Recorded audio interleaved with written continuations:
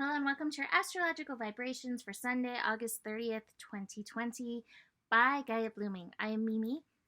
Hello, and our energy mantra for today is my body guides me into my flow. And today we have those oppositions that I was talking about. So we have the peak of this Venus Pluto opposition, and I wish I could say that was the end of the oppositions for Venus, but it is not. We still have to get to our Saturn opposition. So we'll dig into Venus opposite Pluto. And we also have Mercury opposite Neptune. So when I was talking about oppositions yesterday, I said, there can be like that push-pull, or there can be balance. And usually we go back and forth between the push and the pull and the finding the balance. And it really is, I think, a matter of finding our consciousness or our unconsciousness. And that is one of the cards. And that goes very well with the moon in Aquarius. I really feel like Aquarius energy can be the super conscious, as long as it doesn't get too wrapped up in the mental goings on. So we really want to be very conscious about a few energies today. Now, this Venus opposite Pluto, now this can definitely affect yin energies in all of us. And what it feels like is the potential for the yin energies regaining their empowerment. And yet sometimes on the path to empowerment, we have to face where we are disempowered. We have to face where we may still carry victim energy, where we still give over that authority or give into power trips or control. So that's a thing to be very aware of today, and especially when it comes to your self-care, your nurturing, your intuition. Where do you hand those energies over when another authority comes to you and like, nope, that's not how it's supposed to go? And it's the voice of authority. So awareness of that, and then reclaiming your flow. And again, the fact that this is happening when we have the sun in Virgo is very powerful, because listening to our physical body, honoring our physical body, Mahalo seconds that, honoring our physical body is a huge part of reclaiming our yin energy. Listening to our body is, I think, part of the path to tuning into our intuition, because we've been trained to not listen to the body. We've been trained to, these are the tasks I have to do, and I'm going to do them and show up. And when we start listening to the body, we soften, and we can then hear the other energies and the other whispers that are coming through.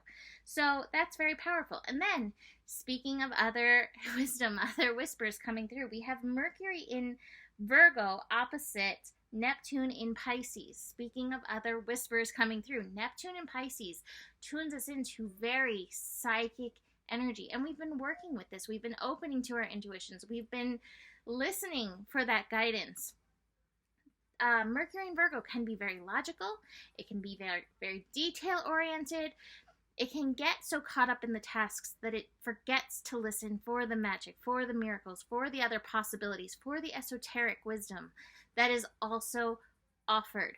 But again, if we can get ourselves out of the mind, not stuck in the mind, and softening into the body, that makes it more hospitable to those intuitive energies. Not to just even mention, when you are listening to psychic or intuitive energies, you do want to be grounded, and being present in your body is another way of grounding. So these energies are very supported in this. However, between Virgo and Moon in Aquarius, the mind could be spinning. And I do have the unconscious card. It's the consciousness card, but we're going to call this the unconscious card when it is in reverse. So we may have some, like I said, unconscious wounding popping up, but it is part of this transformation process. So be aware that your wounds may be very up, very present, and then listening to your intuition. How are you called to face these energies that are coming up? And I would say there's going to be some emotions, but do not get too trapped in the mental trappings with this energy. We have the moon in Aquarius also squaring Uranus. Remember that thing that I said about getting grounded? Very important. But I think it's going to be hard to get grounded. I think the mind's going to want to keep trying to spike you out of that. So, again, can you be present with your body? Can you listen to your body? What is your body saying in the moment? That will help you. That will support you so much in this energy. I also do want to mention that healing energy is very much up as the sun is building to an inconjunct with Chiron. So again, listening to your body. What is the healing path? Not what is the should path or what is the path I would have done. What is your particular healing path and how do you align with that energy for yourself? Your path will not be the same as anybody else's. People will have so much good advice, and yet your path is your path. So do realize that as we build into that inconjunct, because sometimes it's uncomfortable. And I mean, I've been guilty of that too. I have friends in my life who are suffering, and I'm like, try this, do this, it worked for me. Well, that's part of my path. It doesn't necessarily mean that it will work for them. It also doesn't mean that it won't. But we have to allow people on their paths. You know, we have to allow the fullness of their journey, just as we deserve the fullness of our own personal journey. All right? It's all part of that transformation. So that is it for today. We just got a Mahalo run by. He just zoomed on by. So little cat love for you.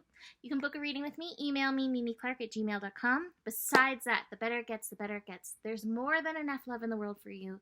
You have the power. And please do stay curious. Namaste. Oh, little love from Molly's.